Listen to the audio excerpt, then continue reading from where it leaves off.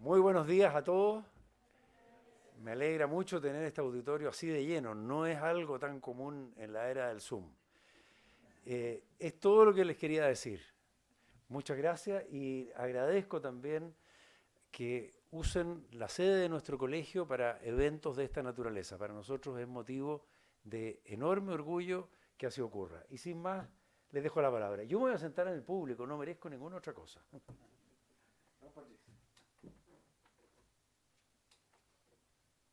Muchísimas gracias a todos por su presencia. No sé si se escucha, ahí se escucha, ¿no?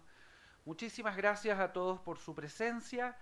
Muchísimas gracias desde luego al Colegio de Abogados de Chile, a su presidente, don Pedro Pablo Vergara, por la gentileza de habernos recibido, de haber recibido el derecho romano, de reconocerle al derecho romano la posición que le corresponde de fundamento, de orientación, de cuerpo, de espíritu, de lo que ocurre con el derecho vigente, y de ahí el interés del colegio en tenernos a nosotros aquí.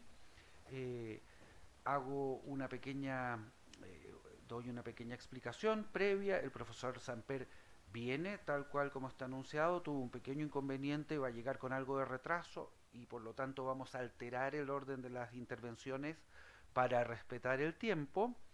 Y dicho esto, entonces, debo señalar que me complace enormemente tener a un romanista que es un romanista, desde luego, muy prestigioso en el mundo, absolutamente atípico, porque es de aquellos romanistas que ha tenido largos años de desempeño en Estados Unidos como romanista. Yo le decía, es un Ravel de los tiempos modernos, ¿no? Ha llevado el derecho moderno, el derecho romano al mundo anglosajón, norteamericano, digamos, de una manera brillante. Tiene su manual en inglés, eh, y es un hombre que ya mucho antes de que todos los demás viéramos, ¿no?, el fenómeno, se dio cuenta del potencial del derecho romano para iluminar y construir un derecho global, actual, probablemente desde el derecho privado, ¿no?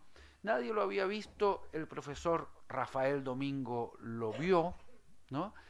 Y ahora ha visto algo que los demás tampoco hemos visto con tanta claridad, ¿no?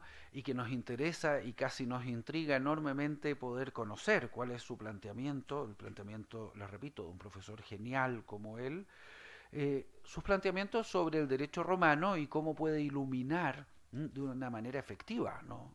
Eficaz, el derecho público, el constitucionalismo en este caso global.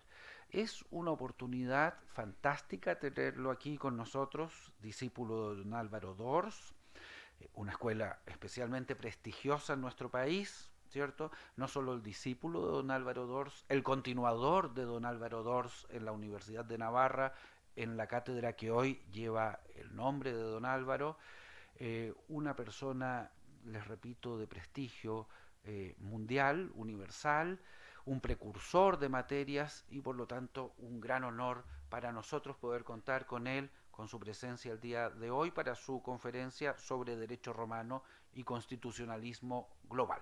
Profesor.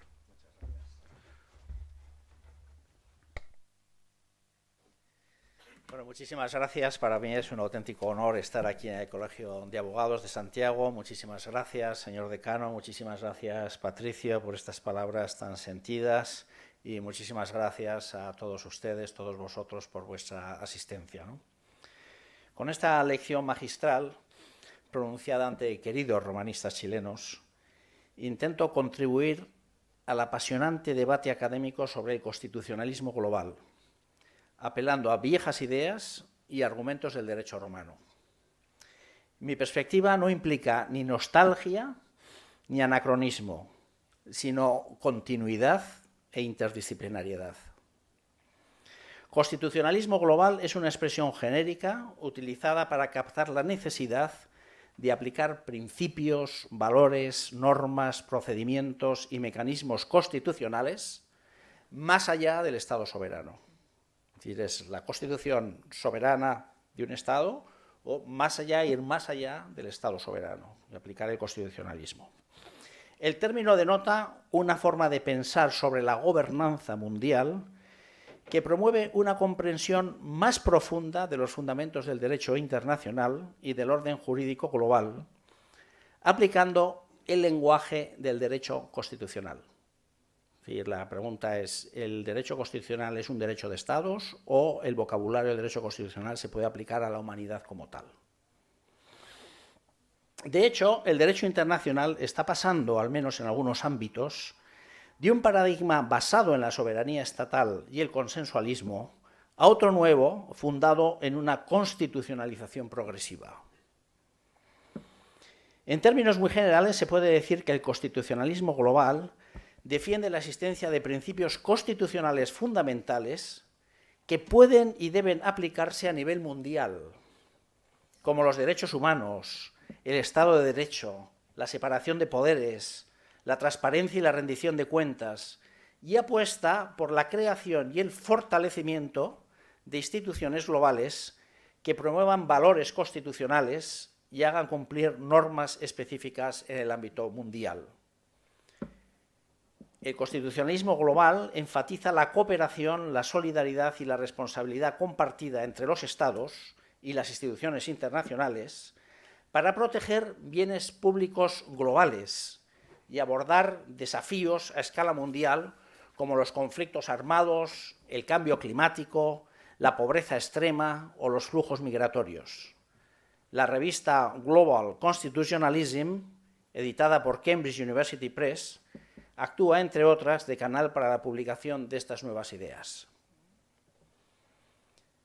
Al igual que los principios y valores constitucionales romanos iluminaron en algunos aspectos el constitucionalismo norteamericano, de eso trabajó bastante Bederman, mi colega en Emory, así también la historia constitucional romana podría llegar a tener un impacto práctico en la experiencia constitucionalista global. Esta es mi hipótesis.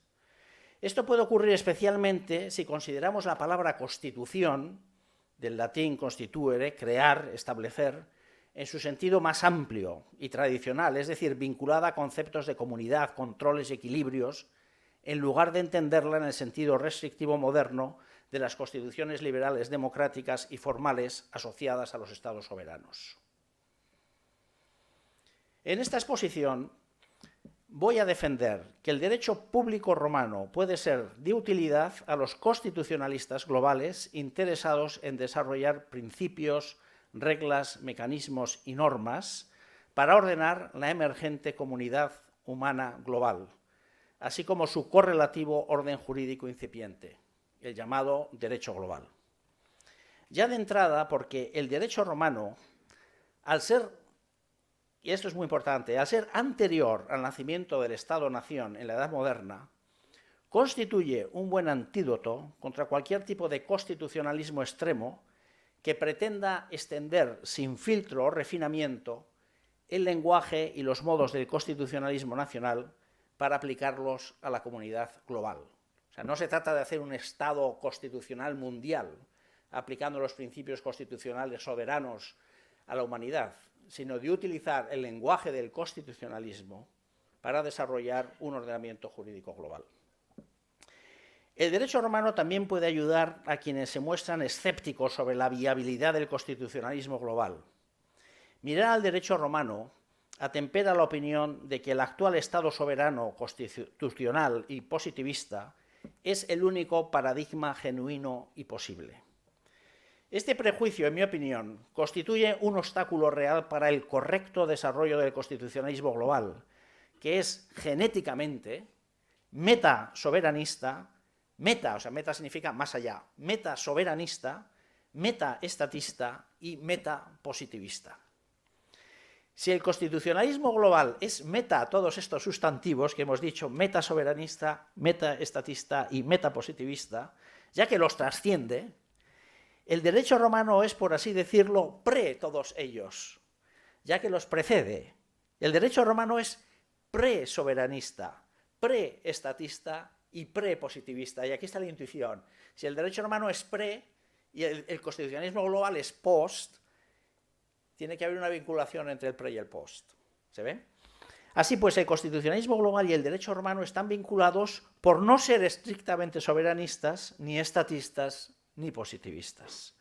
Representan el pasado y el futuro del derecho, no en cambio el presente, que es mayoritariamente soberanista, estatista y positivista.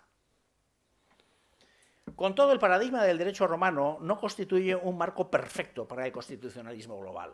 Esto es importante. No hay que ser más papista que el Papa, ni más romanista que los juristas romanos.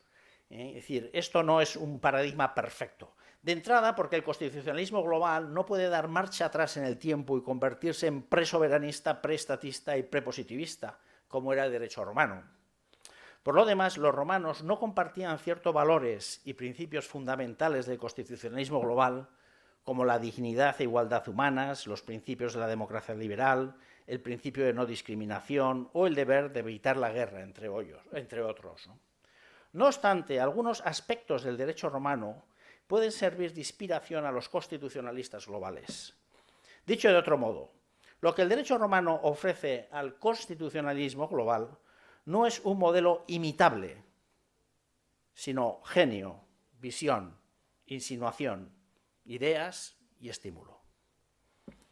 Haré 3 advertencias antes de desarrollar mi razonamiento. En primer lugar, mi esfuerzo no se ve socavado por el hecho de que el derecho romano fuera decisivo en la formación y el progreso de la doctrina clásica del derecho internacional, que el nuevo constitucionalismo global pretende superar. El derecho internacional estuvo basado en el derecho romano, entonces la primera objeción es, bueno, pues si el derecho internacional está basado en el derecho romano, el constitucionalismo global que lo supera no puede estar basado en el derecho romano. Bien, esta tensión histórica no es más que una consecuencia de la capacidad polivalente del derecho romano para iluminar empresas incluso opuestas. Por otra parte, el derecho internacional clásico se fundó no solo en la idea romana de derecho de gentes, jus gentium, sino también y específicamente en el derecho romano de los contratos y de la propiedad. Las leyes que rigen los tratados internacionales deben mucho al derecho romano de los contratos. Lo mismo puede decirse del derecho romano de la propiedad en relación con la doctrina del territorio soberano. El constitucionalismo global, sin embargo, podría beneficiarse de otras ideas y valores de la Constitución de la República Romana que están en el corazón mismo del derecho público romano. Es decir, se trata de coger unas cosas y no coger otras, y que sean esas precisamente las que influyan en el constitucionalismo global. Mi segunda advertencia es que aunque el derecho romano amparó y organizó jurídicamente un imperio y por tanto fomentó una perspectiva imperialista, que sería otra cosa, decir, bueno, entonces el constitucionalismo global es imperialista, este hecho no reduce las ventajas potenciales de la inspiración del derecho romano. Por el contrario, la transición de la República al Imperio Romano supuso una ruptura con el orden y los principios constitucionales republicanos. La revolución romana iniciada por Augusto reveló el falso universalismo del imperio, del mismo modo que cualquier intento constitucional de transformar el mundo en un Estado global desvelará el falso universalismo de un constitucionalismo global espurio. El constitucionalismo global es totalmente contrario al imperialismo, sería un constitucionalismo global espurio, ¿no? También aquí la historia romana es una clave heurística para el desarrollo de la ciencia jurídica. Mi tercera advertencia es simplemente un recordatorio de que la comunidad humana global es universal, porque incluye a la humanidad como totalidad y en su totalidad. Así pues, la comunidad global merece un marco único, un derecho a medida. Por lo tanto, el lenguaje del derecho romano que ordenó una comunidad política no universal e instrumental debe trasladarse con mucha cautela y siempre de forma limitada a la comunidad humana global contemporánea, que es intrínsecamente universal y necesaria.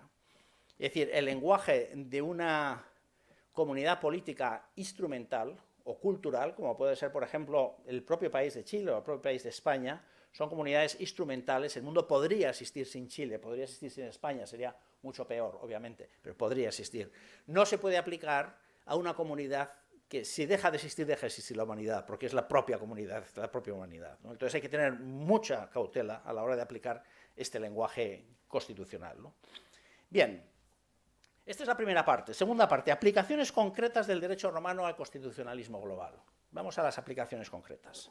En esta sección describiré 10 insinuaciones que el derecho romano proporciona al constitucionalismo global.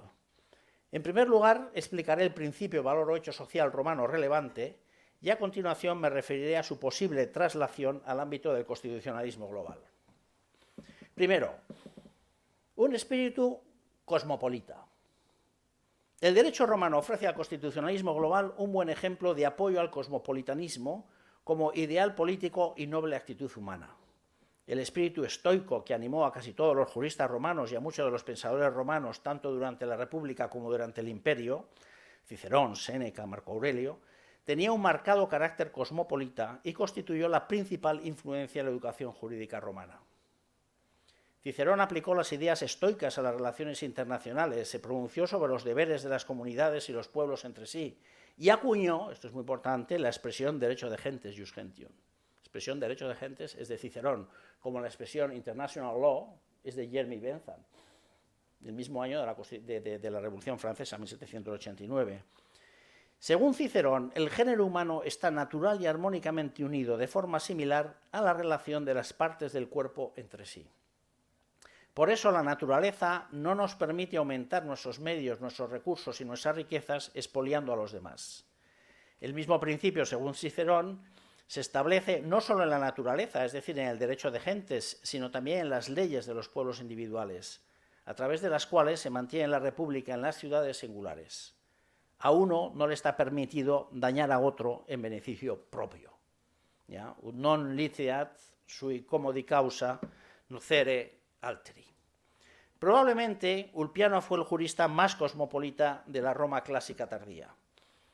Sus ideas filosóficas, profundamente influidas por el estoicismo, eran igualitarias y ayudaron a resolver los nuevos retos jurídicos que planteaba la extensión de la ciudadanía a todos los ciudadanos libres del imperio por la Constitución antoniniana, la famosa, ¿no?, del año 212. Ulpiano intentó convertir el derecho romano en un sistema jurídico más cosmopolita, adecuado a las necesidades de una sociedad multicultural y basado en los valores de libertad, dignidad, universalidad e igualdad. En este sentido, el gran romanista ausoniense, Toni Honoré, falleció hace unos años, vio en Ulpiano un pionero del movimiento de los derechos humanos.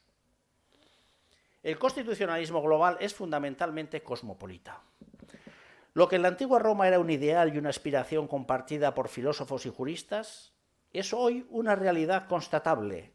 Todos los seres humanos son, de hecho, miembros de una comunidad humana global emergente en la que comparten necesidades, intereses y proyectos. Lo que sucede en cualquier rincón del mundo puede afectar a toda la humanidad de manera radical. La pandemia del COVID, entre otros muchos hechos, nos lo ha mostrado claramente. El constitucionalismo global afirma que esta comunidad universal también debe regirse por el derecho y que cada Estado-nación debe tener un espíritu abierto y cosmopolita en el sentido de que debe preservar, ayudar y sostener el orden jurídico global. El derecho romano ofrece buenos argumentos para la legitimación y justificación de estas dos reivindicaciones. También abre la puerta al llamado enfoque metaestatista, que insiste en reformular y trascender la idea de Estado-nación para afrontar con éxito los procesos de globalización y reterritorialización.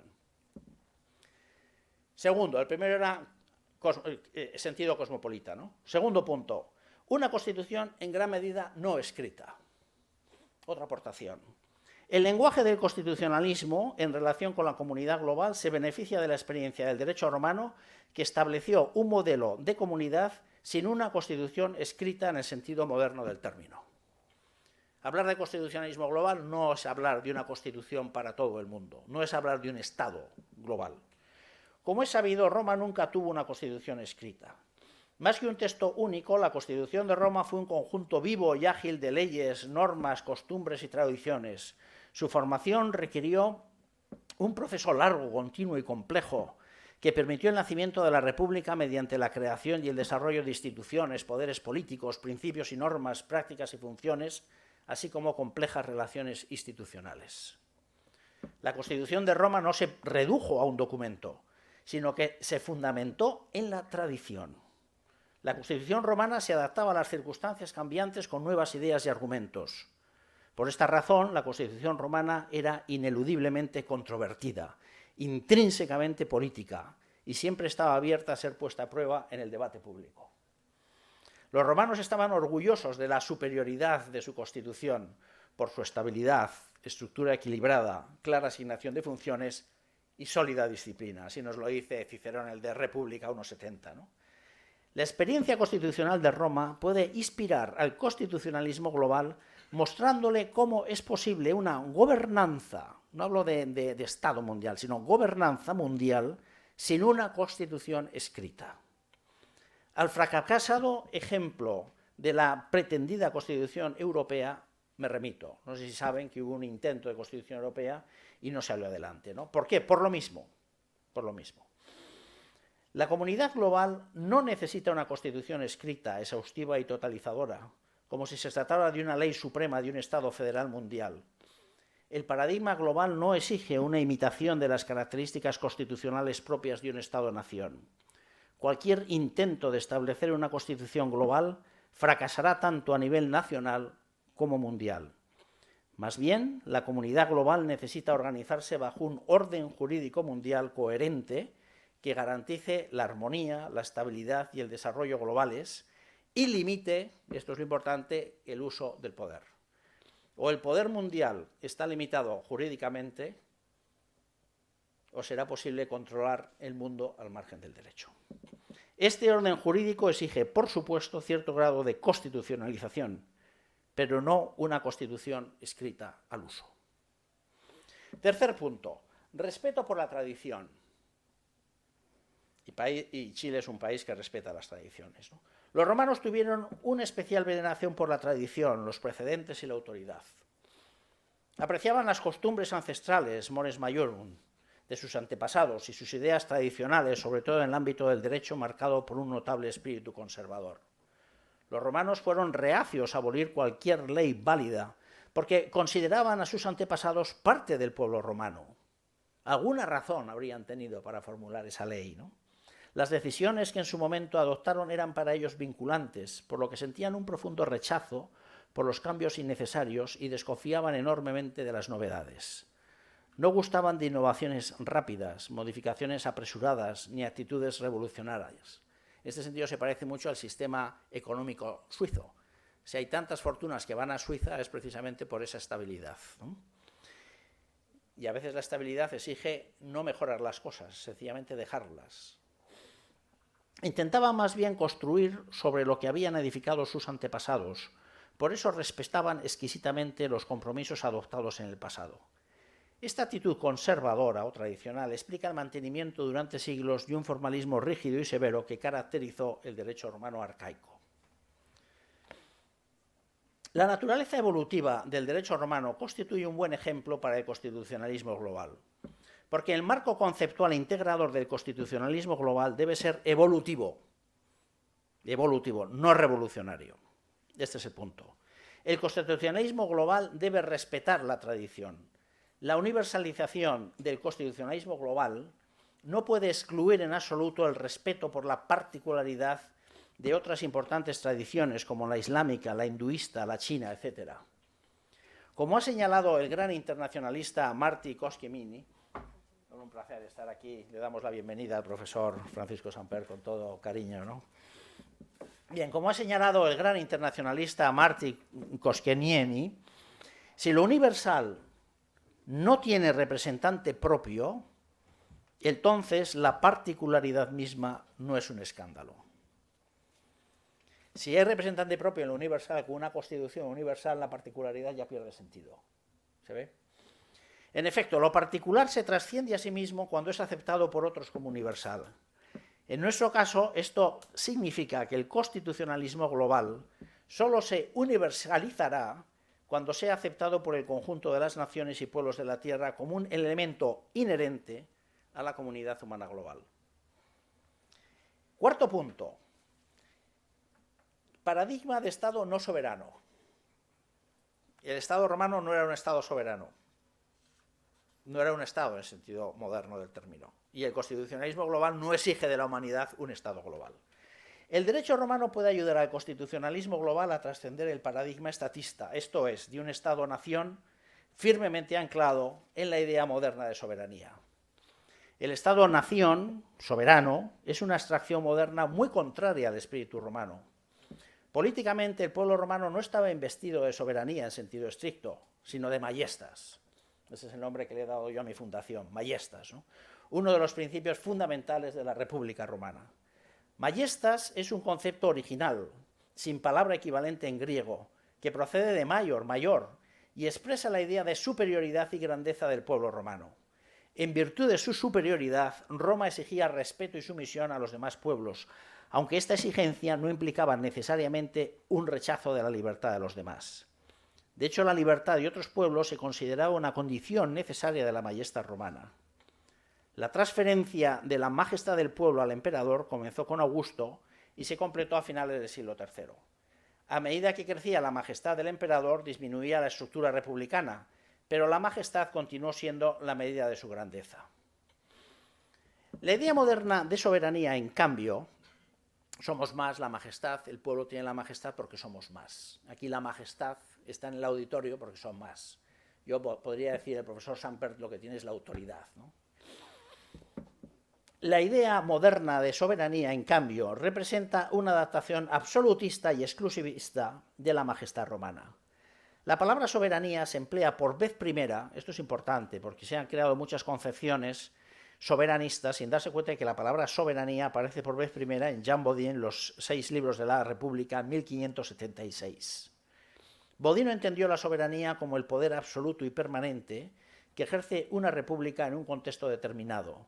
La puissance absolue et perpétuelle d'une république. El poder absoluto y perpetuo de una república. Por tanto, excluyente.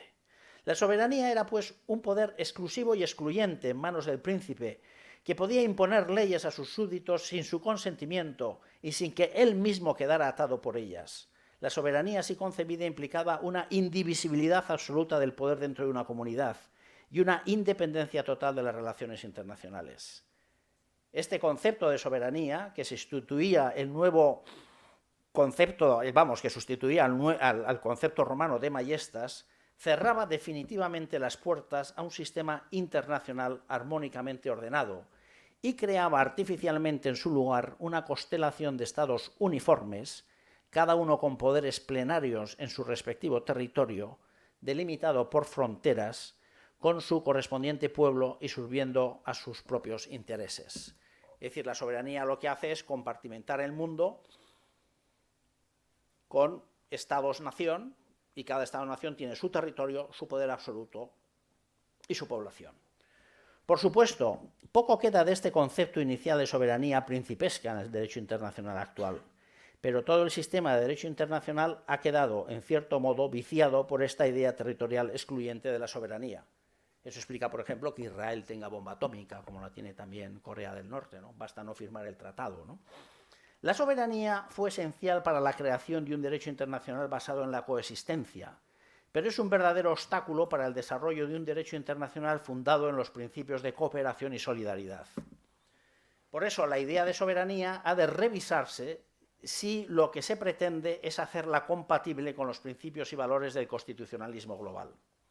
Se podría adoptar un enfoque soberanista pluralista o sustituir el concepto de soberanía por otro viejo o nuevo que capte la esencia de la comunidad global como algo diferente del Estado global, como por ejemplo la majestad de la humanidad, ¿no? En vez de la soberanía de la humanidad. Esto no significa que la soberanía no tenga ningún papel en el nuevo paradigma global. La soberanía podría seguir siendo un concepto instrumental y útil, pero solo después de una profunda reformulación. Es función de los constitucionalistas globales liberar a la idea de soberanía de su lado oscuro, que implica exclusiones, fronteras, impunidad e insolidaridad. Si el derecho romano es presoberanista, el constitucionalismo global debería ser definitivamente metasoberanista. Quinto punto, una idea integrada del derecho público y privado. Esto es otro ofrecimiento del derecho romano al derecho global. Como es bien sabido, Ulpiano se refirió al derecho público como el que mira al estado de la cosa romana, quod statum rei romanae spectat, y al derecho privado como el que se centra en la utilidad de cada individuo, ad singulorum utilitatem. En general, el derecho público se establecía en interés de la comunidad política o del pueblo. Abarcaba todo lo que no se refería al interés privado de los ciudadanos individuales. El derecho público se ocupaba de la constitución, administración y funcionamiento de la comunidad política romana. Integraba y combinaba la religión y la administración de la comunidad política y cuidaba de los magistrados, los sacerdotes y las cosas sagradas. El derecho público emanaba básicamente de las asambleas populares y del Senado, y más tarde también del emperador. Mientras que el derecho público era un producto colectivo de generaciones de senadores y magistrados, el derecho privado era una manifestación de la libre voluntad del individuo. La diferencia práctica más importante entre el derecho público romano y el derecho privado era que el derecho público no podía ser modificado por acuerdos celebrados entre particulares.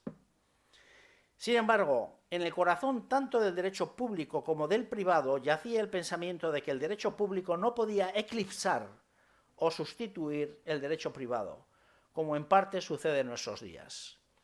Yo suelo decir que el 1 representa a la persona, el 2 representa el derecho privado y el número 3 representa el derecho público. El 3 no puede eclipsar el 2 y el 1. Sin el 3 existe porque existe un 2 previo, que es el derecho privado, ¿no? En el derecho romano, el derecho público era una expansión del derecho privado y no a la inversa, porque el individuo, el ciudadano, y no la comunidad política, era el centro del sistema jurídico romano. El derecho público procedía de derecho privado, es privato publicum, podríamos decir. Este modelo original de construcción del derecho, de abajo arriba y no de arriba abajo, debería trasladarse a todas las esferas jurídicas, incluido el constitucionalismo global, fuertemente establecido de arriba abajo por el peso de las constituciones escritas y el dominio del positivismo jurídico.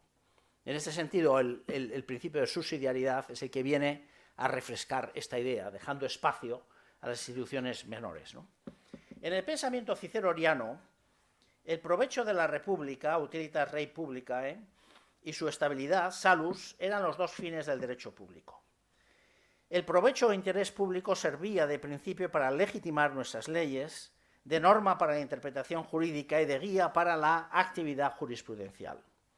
Papiniano mencionaba el interés público como fundamento último de la validez del derecho pretorio, y Ulpiano no dudaba en situar la idea de utilitas en el centro de cualquier cambio legislativo.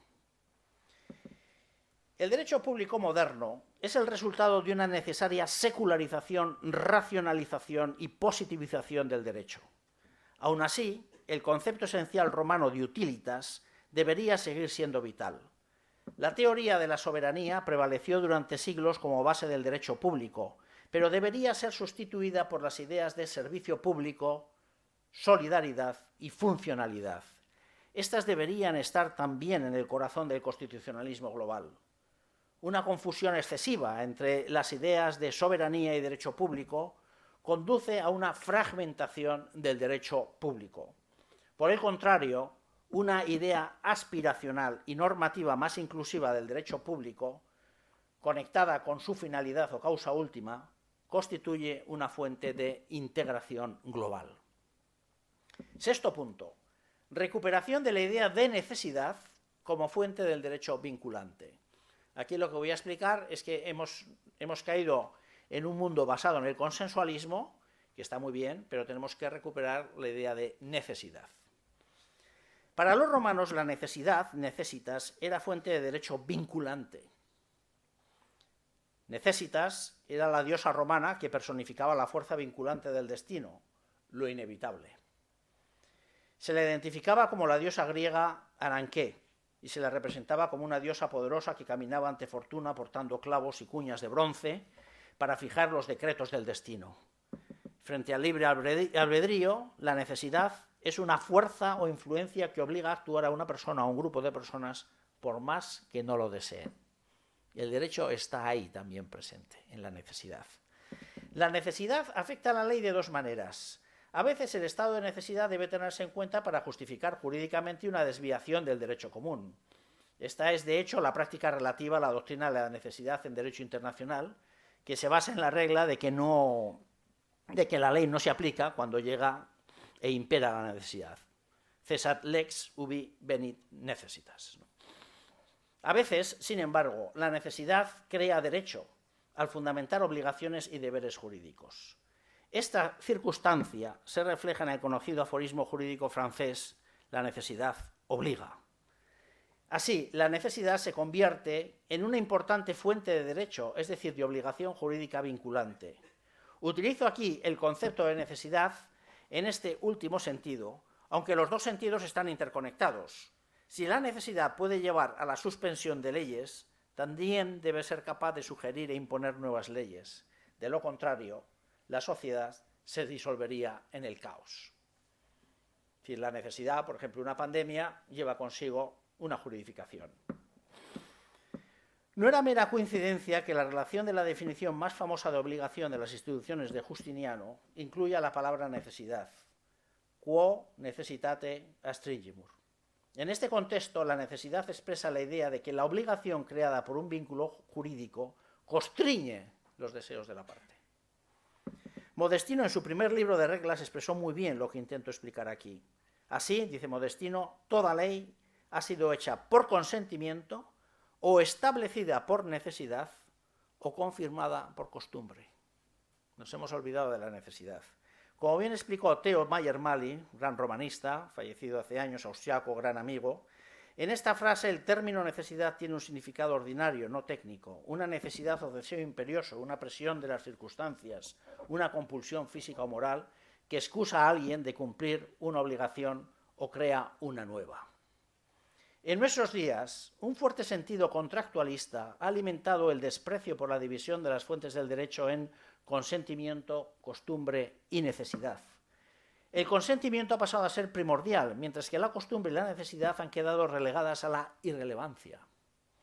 La costumbre, sin embargo, ha logrado mantener su estatus, ciertamente secundario en el ámbito internacional, gracias a la propia naturaleza del derecho internacional, pero también en parte gracias a la defensa del derecho consuetudinario por parte de algunos internacionalistas, entre ellos Bederman. El constitucionalismo global todavía necesita recuperar el concepto de necesidad para desarrollar un enfoque correcto del derecho en esta era de la globalización. Como dijo acertadamente el romanista Tony Honoré, en lo que respecta a la comunidad mundial, la necesidad es el fundamento pertinente. Es decir, hay cosas que son necesarias. Por ejemplo, el cambio climático nos afecta necesariamente y eso tiene consecuencias jurídicas. La razón para fundamentar la comunidad mundial en la necesidad fue explicada ya en el siglo XVI por nuestro gran Francisco de Vitoria, utilizando el pensamiento aristotélico. Las causas necesarias son causas finales. En efecto, las relaciones humanas en la era de la globalización han hecho necesario que la humanidad gestione bien sus necesidades globales. Algunas de estas necesidades derivan directamente de la dignidad humana, por ejemplo, la erradicación de la pobreza extrema y la lucha contra el terrorismo internacional. El constitucionalismo global suscita la acuciante cuestión de la legitimidad de la gobernanza global y el principio de necesidad ofrece una buena respuesta. Es decir, cabe un derecho global por necesidad y no solo por consentimiento de todos los estados. No puede decir un estado, yo no acepto ese derecho global y por tanto no quedo vinculado. Un enfoque no funcional del poder constituyente. El derecho romano ayuda a aclarar que lo realmente fundacional del constitucionalismo global es la misma comunidad política global de ciudadanos libres, no el poder constituyente o la Constitución como tales. El Senado y el pueblo de Roma, Senatus Populusque Romanus, que encarnaban el poder político de la República Romana, presuponían la idea misma de pueblo. Era el pueblo, los ciudadanos del pasado y del presente, el que en última instancia otorgaba legitimidad a la Constitución romana, y no al revés. La idea de poder constituyente, sin embargo, es moderna, al menos en la forma en que surgió en la creación del Estado-nación. El poder constituyente se asoció al constitucionalismo sirviéndose de la interpretación calvinista del poder soberano y se transformó durante la Ilustración europea como resultado de la racionalización secular. El concepto de poder constituyente presupone no solo la creencia de que el poder político reside en última instancia en el pueblo o la comunidad política, sino también la comprensión de que la constitución política deriva su poder y legitimidad del pueblo. La comunidad política se convierte así en la fuente última del poder constituyente que legitima la autoridad de las constituciones. En la dimensión jurídica global, sin embargo, debe reformularse el concepto de poder constituyente. De lo contrario, la comunidad humana global correría el riesgo de transformarse en un temido Estado global. Es decir, puedes decir, hay un poder constituyente de la humanidad y por tanto la humanidad es un Estado global, cada Estado tiene su poder constituyente, ergo es imposible tener una comunidad global. ¿Se ve? ¿Cómo se resuelve esto? La comunidad global es una comunidad de muchos pueblos y como tal no constituye un pueblo único. La humanidad no es un pueblo. Un pueblo es una pluralidad de personas reconocidas como un todo. La comunidad global, sin embargo, no comprende meramente una pluralidad de la población mundial, sino que comprende su totalidad. La idea de pueblo exige alteridad. Este pueblo frente a otro pueblo. Como la comunidad mundial es única en su totalidad, es incompatible con la alteridad. No hay otra humanidad. Por tanto, la comunidad global no requiere un poder constituyente en el sentido moderno de la expresión nosotros el pueblo de Chile, nosotros la humanidad. No, ese poder constituyente no lo requiere. En su revisión del poder constituyente desde la perspectiva del constitucionalismo global, Matthias Kuhn, que es un gran profesor de la Universidad de Nueva York, está también en Berlín, gran amigo, sostiene que el poder constituyente no solo reside en nosotros el pueblo, sino también en la comunidad internacional como requisito de una concepción cosmopolita y pospositivista del constitucionalismo. Y viene a decir, bueno, el poder constituyente está en nosotros el pueblo, pero en cierta manera en la comunidad internacional también. Los dos componentes, nosotros el pueblo y la comunidad internacional, serían co-constitutivos tanto de las constituciones nacionales como de la comunidad internacional. Esto llevaría, por ejemplo, a decir que el derecho internacional es parte del derecho nacional. ¿Se ve? Este coprincipio de poder constituyente asegura la integración de las constituciones nacionales en el orden global. Kuhn cuestiona así el enfoque positivista que tradicionalmente atribuye al poder constituyente un papel fundacional y defiende en su lugar un enfoque normativamente constituido y circunscrito. Estoy básicamente de acuerdo con Kuhn, pero difiero en la formulación del argumento. En mi opinión, debido a la globalización y a la aparición por necesidad de una comunidad global, por necesidad, el poder constituyente de una comunidad política ya no reside en nosotros el pueblo, sino en nosotros un pueblo de la comunidad mundial. Nosotros, un pueblo, Chile, de la comunidad mundial.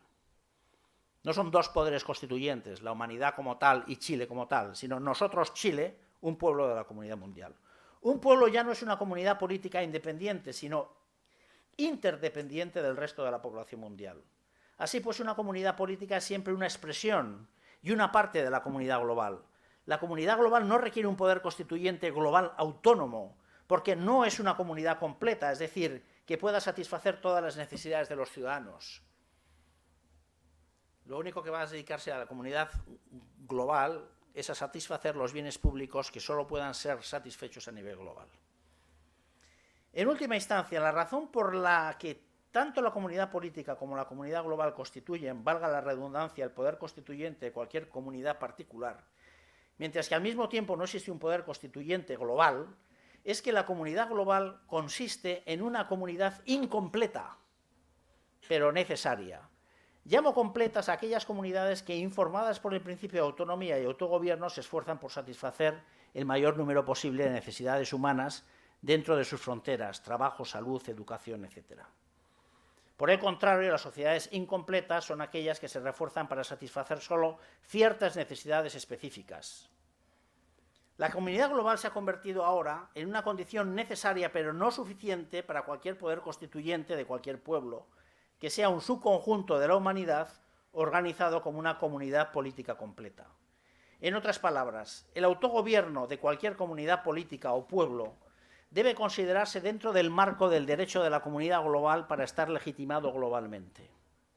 La consecuencia práctica de esta idea es que el derecho de la comunidad global no debería depender del consentimiento del Estado, como ocurría con el derecho internacional clásico. Aquí lo que estamos haciendo es legitimar, justificar que se puedan imponer obligaciones jurídicas a Estados plenamente soberanos. El derecho global debería tener la misma legitimidad en la comunidad global que la que tiene el derecho nacional en la comunidad nacional. En este sentido, se requiere un enfoque metapositivista, ya que cualquier comunidad política influye en la comunidad global y la comunidad global influye en la comunidad nacional. Desde esta perspectiva, ningún ordenamiento jurídico en un mundo globalizado consistiría únicamente en normas y reglamentos promulgados por un único soberano. Si esto es así, la idea de poder constituyente debería ampliarse y no limitarse rígidamente al poder nacional. Esto no implica, sin embargo, que deba reconocerse un poder constituyente global. ¿Se ve? Bien, 8, y acabamos. Un enfoque no positivista del derecho. Esto es lo que aporta el derecho romano. El derecho romano ofrece un enfoque prespositivista del derecho e impide que el constitucionalismo global adopte una posición positivista implícita o explícita. La expresión derecho positivo, jus positivum, no es una creación romana, sino medieval. Esto es muy importante, porque al crearse el derecho positivo se separó del derecho natural, cuando el derecho natural, sencillamente, en el derecho romano, era un criterio de interpretación.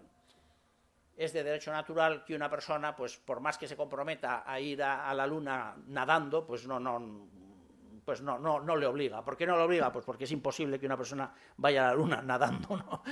Lo impone la propia naturaleza. Era un criterio de interpretación. La distinción entre derecho positivo y derecho natural fue propuesta por vez primera por eruditos franceses como Guillermo de Conches, Hugo de San Víctor y Pedro Abelardo, así como canonistas franceses del siglo XII.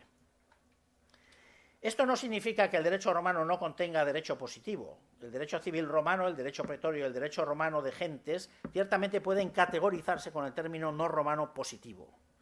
En palabras de uno de los grandes positivistas, Hans Kelsen, al que yo admiro personalmente, el positivismo se limita a una teoría del derecho positivo y su interpretación.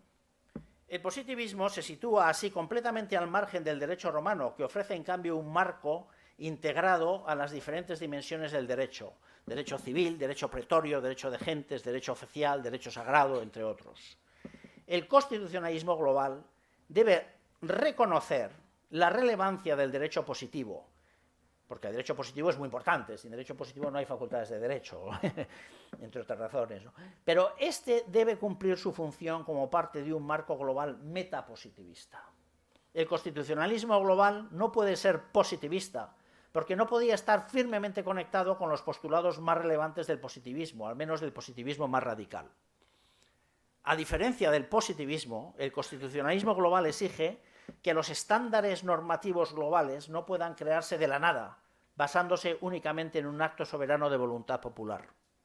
A diferencia del positivismo, el constitucionalismo global no exige, no tiene por qué exigir, una norma básica como razón de validez, sino que algunos principios, valores, instituciones y normas deberían utilizarse como parámetros para inspirar el nuevo derecho público global. Es decir, el problema del positivismo es cuál es el starting point, el punto de partida, ¿no? Que ahí es donde Kelsen navega, ¿no? Entonces aquí nosotros no necesitamos una constitución global, por eso somos metapositivistas. El constitucionalismo global debería trascender el positivismo en lugar de rechazar todas las ideas y supuestos positivistas. No es contrario al derecho positivo, es contrario al positivismo radicalizado. Al igual que los pospositivistas, siguiendo los postulados de la teoría cuántica, aceptan que las teorías, los conocimientos y los valores de un observador pueden influir en lo que se observa, eso es lo que se dice la teoría cuántica, la física cuántica, el constitucionalismo global afirma que cualquier comportamiento de una comunidad política afecta a la comunidad global y cualquier comportamiento de la comunidad global afecta a la comunidad particular. Tanto la comunidad global como la comunidad nacional son al mismo tiempo observadores y realidades constitucionales observadas. El constitucionalismo global nos permite ver el Estado no solo desde dentro, a intra, sino también desde fuera, a vestra. Esto explica por qué la interdependencia está en el centro del constitucionalismo global. Somos interdependientes, no independientes, soberanamente independientes. Noveno, repercusión de la tríada gallano-justinianea, personas, cosas y acciones. La tripartición gallano-justinianea del derecho en personas, cosas y acciones sirvió para poner las bases de la elaboración del paradigma jurídico clásico, que ha perdurado durante siglos en Occidente, tanto en la tradición del derecho continental europeo como del common law. Esta idea de todo, el derecho se divide en personas, cosas y acciones, ¿no? El nuevo paradigma del constitucionalismo global debería desarrollarse a partir de esta tríada, pero concretada en los siguientes términos. En vez de personas, comunidad global. En vez de cosas, bienes públicos globales. Y en vez de acciones, global rule of law. Estos tres términos constituirían el nuevo marco cognitivo básico en el que podrían desarrollarse los principios del constitucionalismo global. El centro del derecho es la persona. Sin la persona no hay derecho, pues el derecho, a la postre, nace de ella. Jus es persona oritur. Por eso el paradigma global asume a pie juntillas el primer elemento del paradigma romano, la persona, pero la contempla no solo en sí misma o como miembro de la comunidad política menor, sino como integrante de la humanidad. En el paradigma internacional estatista, el Estado desplazó y ocupó el lugar de la persona. En este nuevo paradigma global, la comunidad global, es decir, la humanidad, no sustituye ni siquiera desplaza a la persona, sino que la integra de forma natural. De ahí que en este nuevo paradigma global la persona sea sujeto primario del derecho y no quede relegada a un segundo plano, como sucedió en la aplicación del paradigma internacional clásico, en el que solo los Estados fueron verdaderos sujetos del derecho internacional. El derecho internacional moderno dice que los Estados son los sujetos y poco a poco se ha ido abriendo como sujeto secundario la puerta a las personas. En el nuevo paradigma del constitucionalismo global, las cosas, personas cosas, se refieren a aquellos bienes públicos que realmente afectan a la humanidad en su conjunto. Y estos son relativamente pocos y cambiantes. Bienes públicos globales, entre otros, serían, a modo de ejemplo, aquellos referidos fundamentalmente a la conservación del planeta, a la supervivencia de los seres humanos y a la seguridad mundial. La protección de los derechos humanos ocuparía un lugar prioritario, pero solo, y esto es importante, en la medida en que ellos no estuvieran suficientemente amparados por los ordenamientos jurídicos de las distintas comunidades políticas, es decir, aplicando el principio de subsidiariedad. La determinación y el alcance de los bienes públicos globales deberían estar siempre informados por los principios de subsidiariedad y solidaridad. Estos bienes jurídicos globales gozarían de una suerte de reserva de globalidad. El tercer elemento conformador del paradigma global sería el Global Rule of Law. Personas, cosas, acciones. Las acciones serían, el tercer punto, pues, en vez de acciones, hablar de Global Rule of Law. O sea, comunidad política sería el punto, bienes públicos globales, Global Rule of Law. La diversidad de conflictos jurídicos y la variedad de sistemas de resolución de disputas en el ámbito transnacional nos conducen indefectiblemente hacia un concepto más general de aplicación del derecho como garante de las libertades y el orden social. Este concepto debe ser, en mi opinión, el de supremacía del derecho Rule of Law. De esta manera, tanto la comunidad humana global, primer elemento de nuestra nueva tripartición, como los bienes públicos globales, segundo elemento, deben estar sometidos al imperio del derecho, Rule of Law, formando así el núcleo constitutivo de un constitucionalismo global que interrelaciona y unifica todos los ordenamientos jurídicos del mundo. Y el punto 10. Los juristas romanos, este es un derecho práctico conectado con la realidad. Los juristas romanos cultivaron una ciencia jurídica sofisticada y práctica y produjeron una importante literatura en el campo del derecho.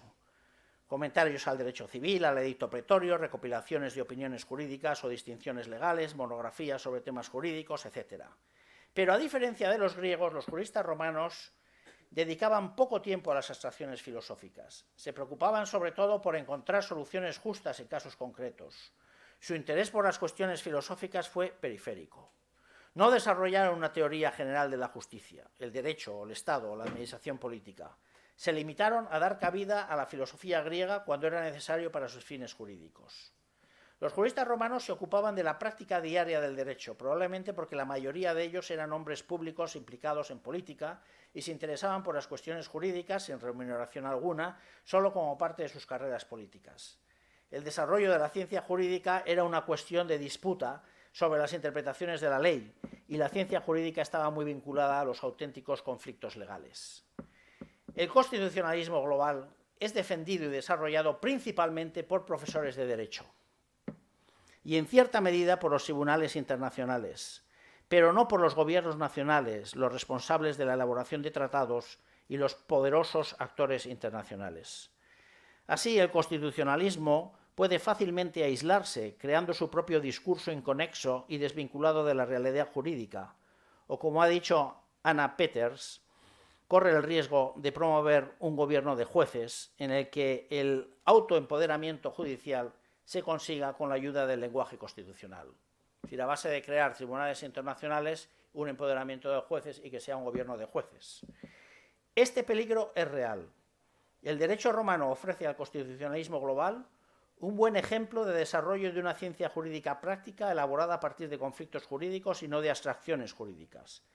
El constitucionalismo global no debería ser solo un producto intelectual infecundo, debería ser, por el contrario, una forma de pensar que ilumine todo el cuerpo del derecho internacional en la era de la globalización. Conclusión. El derecho romano constituye una provechosa fuente de inspiración para el constitucionalismo global emergente. El espíritu cosmopolita del derecho romano, su constitución no escrita, su respeto por la tradición y la tríada gallana-justinianea, personas, cosas y acciones, son algunas de las características del sistema del derecho romano que pueden ayudar a desarrollar una constitucionalización coherente del derecho internacional. Pero el vínculo más importante entre el derecho romano y el constitucionalismo global es que mientras el derecho romano ofrecía un marco pre-soberanista, pre-estatista y pre-positivista, el constitucionalismo global nos brinda un marco meta-soberanista, meta-estatista y meta-positivista. Por esta razón, el derecho romano constituye un excelente antídoto contra el exceso de elementos estatistas, positivistas y soberanistas en la elaboración y el desarrollo del constitucionalismo global. Muchísimas gracias.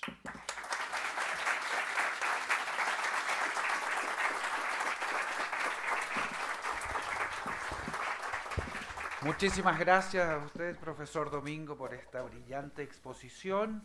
Y antes de dar lugar a algunas consultas, le damos la palabra a nuestro querido profesor, don Francisco Samper Polo.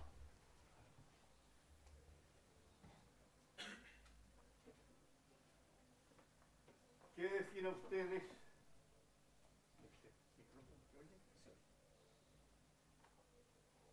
¿Qué decir a ustedes, queridos amigos? Yo debería haber llegado mucho antes, circunstancias impensadas y totalmente involuntarias no me lo permitieron, pero debería haber llegado mucho antes para presentar al querido condiscípulo Rafa Domingo.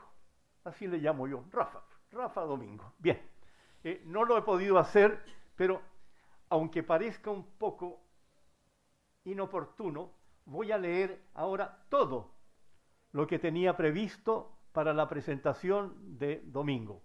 Aunque parezca un poco, como digo, como un poco inadecuado por el momento.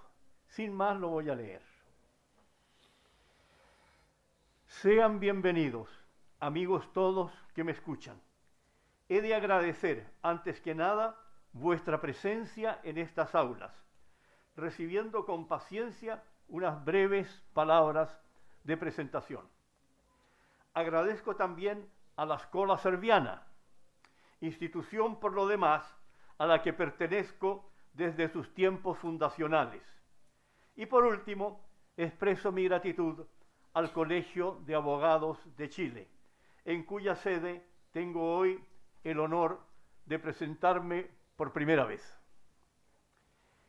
Es un privilegio contar con la presencia del profesor Rafael Domingo Oslé, catedrático de Derecho Romano y titular de la Cátedra Álvaro Dors de la Universidad de Navarra. Conozco a Rafael desde aquellos años en que comenzó su periplo académico bajo el alero del sapientísimo Dors, quien seguía siendo también mi maestro, pese a que yo, por necesidades de la docencia, ya había dejado Navarra y ejercía como ayudante de García Garrido en la Universidad de Santiago de Compostela. Nuestro común maestro solía comentarme los progresos de Rafael y se refería a él con toda la admiración y el afecto que siente un maestro ante un discípulo excepcional.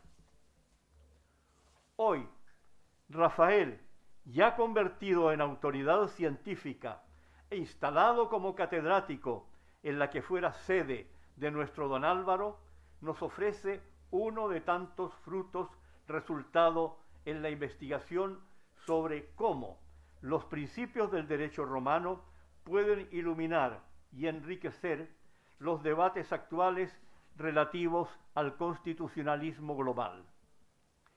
El autor sitúa la tradición romana como una fuente de ideas y valores que, aunque no son un modelo directo, sí ofrecen una visión enriquecedora y un punto de partida para repensar conceptos como la comunidad global, los bienes públicos universales y el respeto por la dignidad humana. Durante su exposición, el profesor Domingo analizará cómo algunas ideas del derecho romano, su espíritu cosmopolita, su enfoque no soberanista, su respeto por las tradiciones y su carácter no positivista pueden contribuir a forjar un constitucionalismo que sea realmente internacional y humano.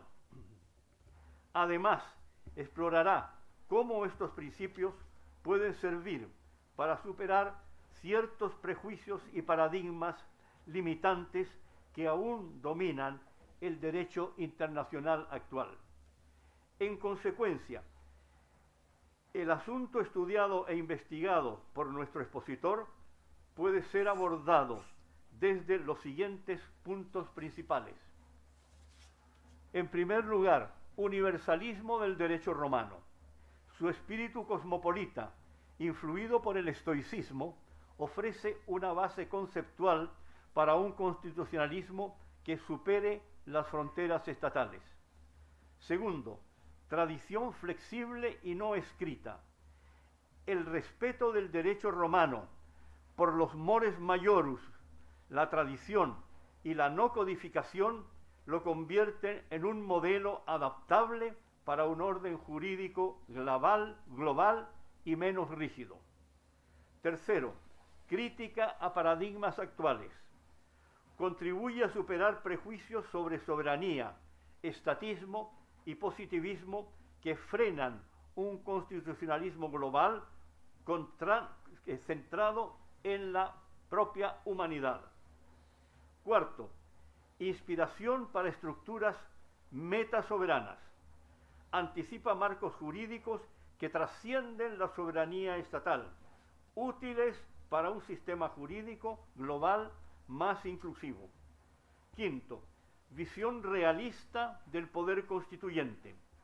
Su enfoque práctico y no positivista contrasta con modelos actuales y favorece una comprensión más dinámica del derecho. Sexto, adaptación plural del constitucionalismo. En lugar de replicar modelos nacionales, propone usar principios romanos para diseñar un constitucionalismo global más pragmático y respetuoso. Séptimo, antídoto contra el exceso estatista y positivista.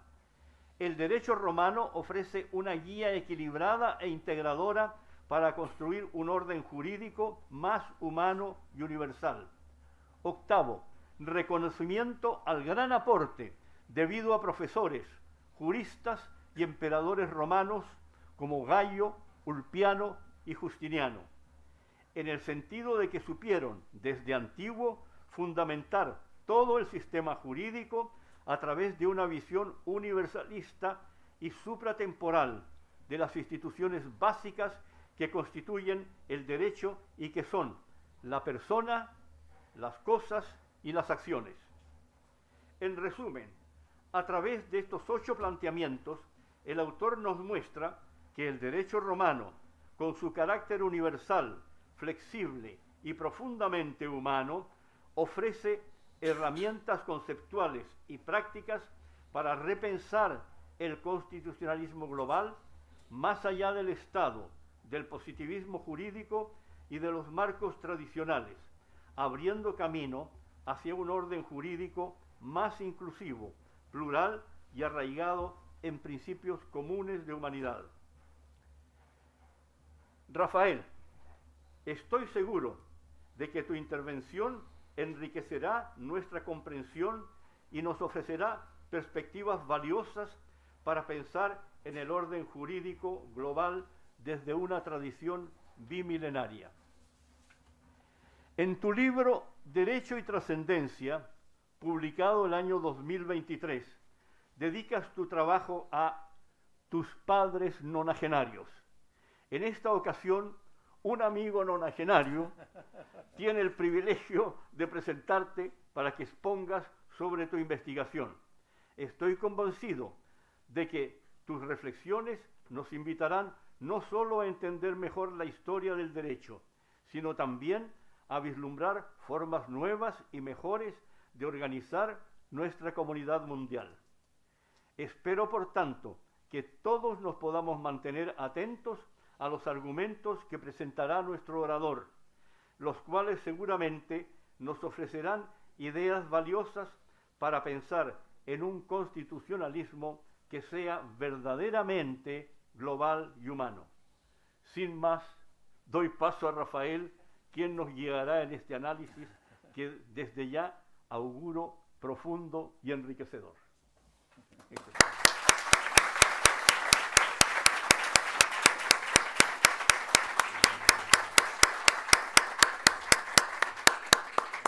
Muchísimas gracias, don Francisco, por sus palabras. Y ahora vamos a dar lugar a una pequeña ronda de preguntas breves, porque estoy seguro que con una conferencia tan sugerente querrán consultar, ¿no?, los profesores que son miembros del comité, y también abrimos la posibilidad a todos los colaboradores que están aquí presentes. ¿Hay preguntas? Sí, por favor. Creo que no tenemos micrófono. Pero se te oye Sí. bien, ¿eh? Yo creo. Sí, Sí, pero solo para perfectamente. efectos del video que va a quedar registrado. Sí, entonces por favor, si viene don Vicente Álvarez por aquí. Ahí va el micrófono,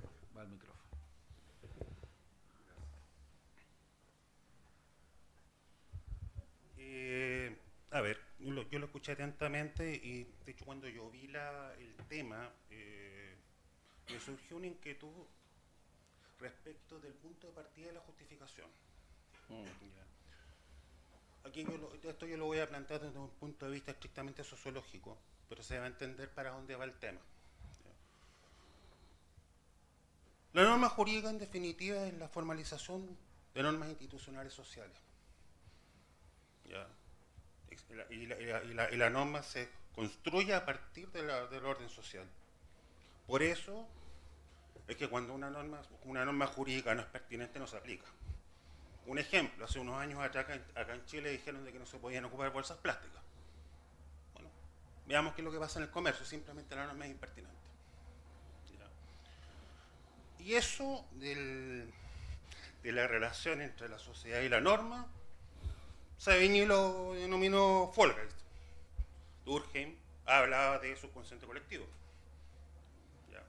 Y eso supone un cierto orden, un cierto ethos de la sociedad que se va a organizar. ¿Eso a nivel global realmente existe? ¿Y por qué se lo digo? Es cosa de ver lo que estamos viendo en los diarios en los últimos 3 meses. La Organización Mundial de Comercio en este momento está hecha a pedazos. O sea, no existe con los aranceles de Trump. Y esa es la realidad.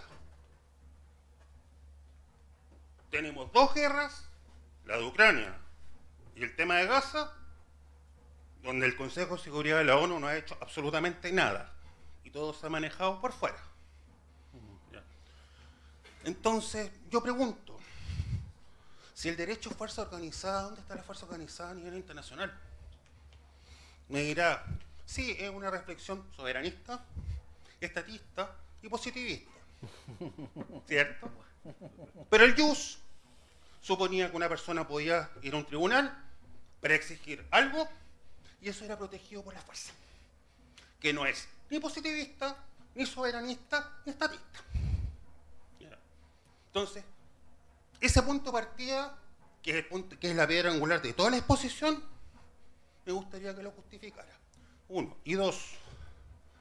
Con respecto a la Constitución romana, de hecho Polibio hace una descripción de la Constitución romana bastante corto, porque ese libro está mutilado, porque se perdió. A ver, si uno revisa la historia de Roma después de las guerras púnicas, que cuando comienza el periodo de las guerras civiles, ¿qué nos encontramos? Que ya de alguna manera la misma Constitución romana empezó a ser violada. Cónsules que se reelegían, Mario, que hablar de las proscripciones de Sila, porque vamos a hablar de la dictadura perpetua de César. ¿Ya? Y constitución supone de alguna manera que la persona está sujeto a la ley. ¿Y qué es lo que pasó en el imperio? Y los emperadores eran dioses. El templo de Faustino y Antonino Faustino está ahí en el foro, está en piedra. ¿Ya? Entonces, ese deterioro de esa constitución romana fue de la mano con la expansión del imperio. ¿Ya? Y vuelvo al tema de la fuerza organizada. ¿Qué es lo que hizo Adriano después de que el imperio alcanzó su máxima extensión? Reforzar la frontera. ¿Qué es lo que es el muro de Adriano?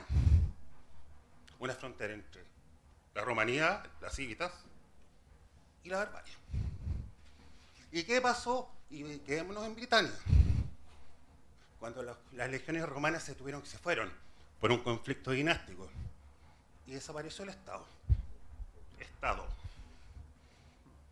A la luz de todo lo que hemos conversado, me gustaría que hiciera un análisis de ese punto en particular porque es muy interesante. Gracias. Muchísimas gracias por esta intervención tan interesante y sugerente.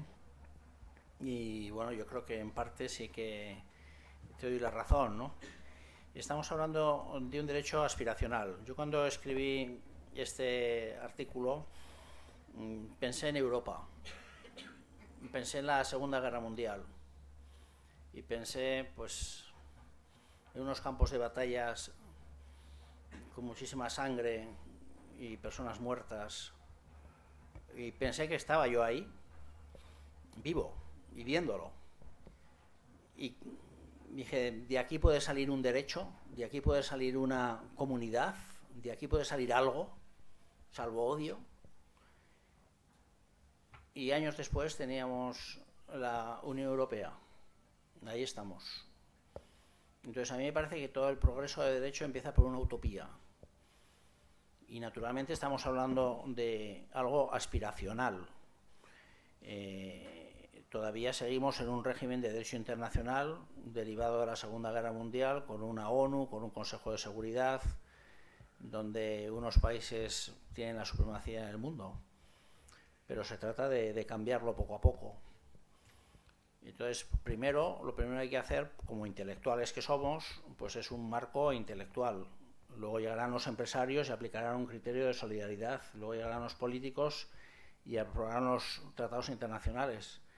Pero lo importante es que cuando lleguemos a ese momento, por lo menos haya un marco intelectual porque nosotros hayamos cumplido con nuestra misión. Y que no se pueda decir, no, es imposible que la humanidad cree un sistema jurídico ordenado. ¿Por qué? Pues porque solo existen los estados soberanos. Punto, ¿no? Eso sería un error. Entonces me parece que el constitucionalismo global y el derecho romano aquí aporta bastante, ¿no? Luego la historia pues siempre está repleta de odios y repleta de historias más pequeñas, pero creo que hay que saberlas trascender, ¿no? A mí me gusta en la vida, cuando van pasando los años, y ahora me he acercado a los 60, pues mirar hacia atrás y acordarme de lo bueno y no de lo malo, ¿no? Y yo creo que en el derecho es bueno hacer este ejercicio, y eso no es buenismo. Entonces, efectivamente, uno estudia, ve la historia de Roma y es una historia de muertes, asesinatos, novelesca. Por eso los libros sobre Roma pues son las novelas que más se están vendiendo ahora mismo, por lo menos en España, todo el mundo las lee. Pero detrás de eso, uno sí que ve ciertos valores, y sobre todo por contraste. De ahí que yo al principio de mi exposición claramente haya dicho que no se trata de aplicar el derecho romano al constitucionalismo global, sino que son insinuaciones, modos de hacer, que sí que pueden aportar algo a nuestro derecho global. Muy bien. ¿Alguien más quiere preguntar? Por favor.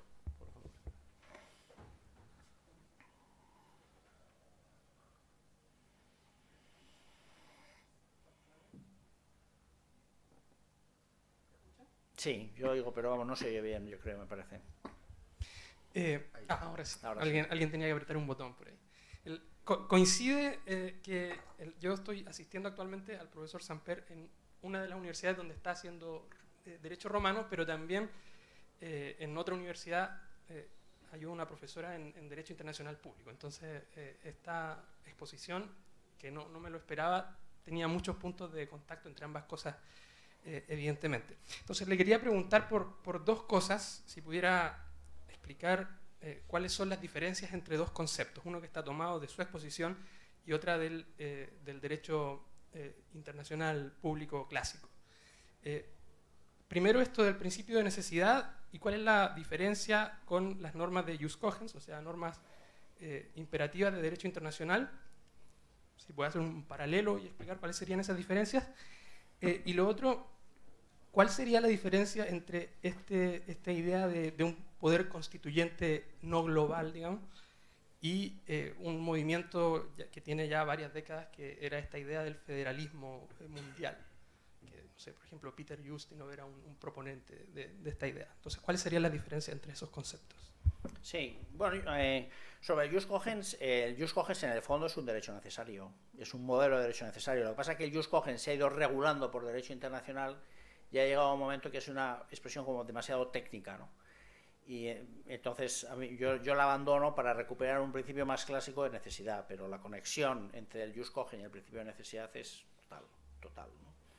Total. O sea, no es que nos estemos inventando algo. El principio de necesidad, por ejemplo, lo utilizó bastante el mismo Francisco de Vitoria, y que desarrolla también toda esta idea de jus cogens de una manera clara, ¿no? O sea, que ahí esa conexión existe, ¿no?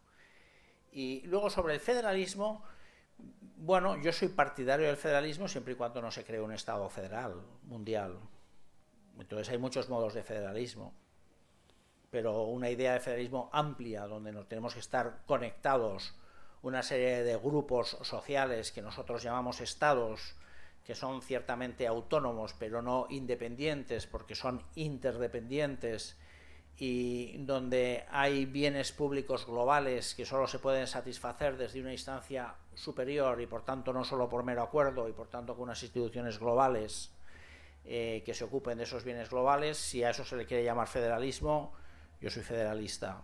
O sea, a mí me parece que todavía estamos en un momento donde hay que estar muy abierto a todas las concepciones, incluso la de constitucionalismo global. A mí personalmente me gusta más la expresión derecho global, pero una vez que vi que muchos constitucionalistas entraban en el ámbito del derecho internacional a través de lo que se llama la constitucionalización de derecho global, como Ann Peters, que en el Max Planck Institute, pues yo me aproximé a ellos. ¿Para qué? Pues porque se puede trabajar perfectamente desde un constitucionalismo global aplicando estos principios de derecho romano, ¿no? Entonces yo ahí me parece que estamos en una fase previa, como luego ya para definir cómo va a ser el ordenamiento jurídico de la humanidad. Yo ahí diría que sí, federación de estados, con lo suelo llamar una humanidad unida, que sería un organismo que supera a la ONU, que trasciende a la ONU. La ONU es fruto de la Segunda Guerra Mundial, lo superaría con creces, con un Parlamento global. Ese Parlamento global lo que decidiría es qué bienes y hasta qué medida son bienes públicos globales, y por tanto solo pueden ser satisfechos a nivel global y no a nivel supranacional, nacional, regional o local. Y luego naturalmente tienen que estar fiscalizados por tribunales internacionales. Esa es la idea básica. Luego ya cómo se llame, cómo se formule, eso creo que ya llegará en su momento, ¿no? Muy bien. Yo quisiera hacer un comentario especialmente para los colaboradores más jóvenes que están aquí. Es exquisitamente sugerente, ¿no? Esta mirada hacia el derecho romano en este punto, debido a que es un derecho preestatal, presoberano, prepositivista, frente a la necesidad de lograr un derecho metaestatal, metasoberano, metapositivista. Esa es la razón, ¿no?, por la que readquiere actualidad el derecho romano también en este punto, porque el hombre tiende y es el defecto del conocimiento humano, ¿no?, tiende a explicarse las realidades nuevas de acuerdo a lo que ya conoce, y eso puede llevar a grandes distorsiones, ¿no? Nos imaginamos que los alienígenas son unos señores como nosotros mismos, pero más alargados, ¿no? Porque lo que no conocemos lo explicamos de acuerdo a lo que nosotros conocemos. Y así mismo apareció en la conferencia que de alguna manera vemos este desafío como un ensanche de las categorías que existen hoy, y eso está destinado al fracaso, porque no puede consistir en tener un gran Estado, este derecho global, un gran Estado con una constitución escrita, por ejemplo, y órganos entonces estatales que gobiernan a nivel global. Y en eso hay un punto del derecho romano importante, incluso para los derechos internos, donde a veces ni el Estado es tan fuerte, ni la soberanía es tan fuerte, y por sobre todo, esta es la máxima crisis política actual, ¿no? La legislación no es tan fuerte, fruto de luchas intestinas, momentáneas, que invaden, digamos, los conceptos técnicos, que los distorsionan, en fin, que es la tradición. En países probablemente como el nuestro, donde las leyes son fruto de discusiones algo viscerales, ¿no?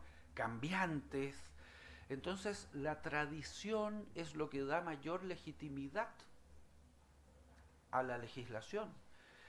El ser resistentes a que las leyes cambien, ¿no? Desde de un extremo al otro solo porque hay mayorías circunstanciales, ¿no? Eso, la tradición que otorga desde el perfil del derecho romano, ¿no? Por ejemplo, a nuestro ordenamiento, el respeto a esa tradición es fundamental. Y entonces, mirando un derecho global, la tradición no es solo un mecanismo, es la única manera probablemente de dar legitimidad política, así de profundo, legitimidad política a un intento de regular una gobernanza global. Ese comentario me sugiere a mí esta presentación, que ha sido realmente magnífica, profesor Domingo.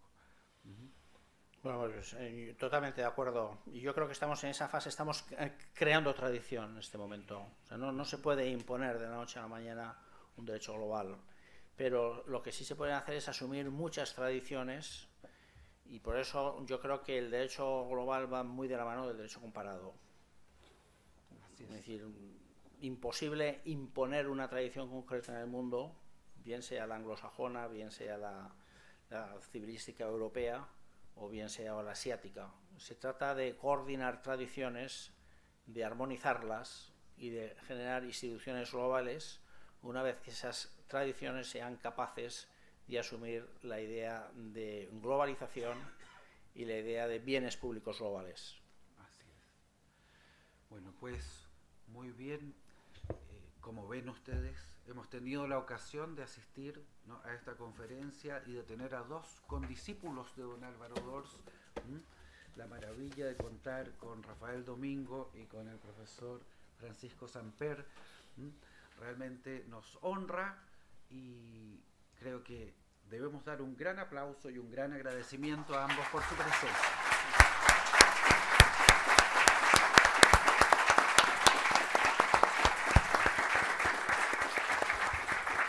Muchísimas gracias por su asistencia y, en fin, damos por concluida esta sesión. Gracias a todos.